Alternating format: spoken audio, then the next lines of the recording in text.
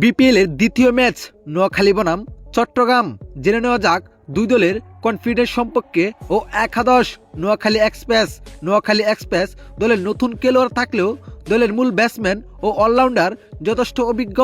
শম্ভু সরকার, কুশাল মেন্ডিস ও মেহেদী হাসান রানা দলের আত্মবিশ্বাসী বাড়ায়।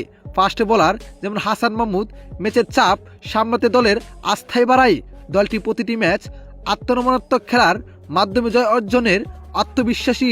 চট্টগ্রাম রয়্যালস হলো অভিজ্ঞ একটি দল।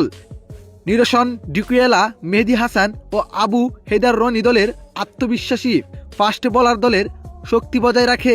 দলটি যে কোনো পরিস্থিতি সামলাতে এবং বড় স্কোর করতে আত্মবিশ্বাসী, বিশেষ করে অভিজ্ঞ খেলোয়াড়দের কারণে। যেমন হতে পারে দুই দলের একাদশ।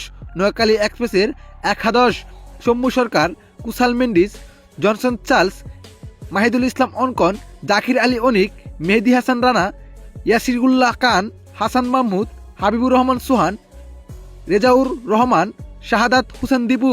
চট্টগ্রাম রয়্যালসের একাদশ: নিরসন ডিকুয়েলা, মোহাম্মদ নাইম, মাহমুদুল হাসান জয়, মেহেদী হাসান, আবু হিদার রনি, মাফিজুল ইসলাম, রবিন, জিয়রুর রহমান, শরীফুল ইসলাম, তানবীর ইসলাম, সুমন খান, আরাফাত সানি।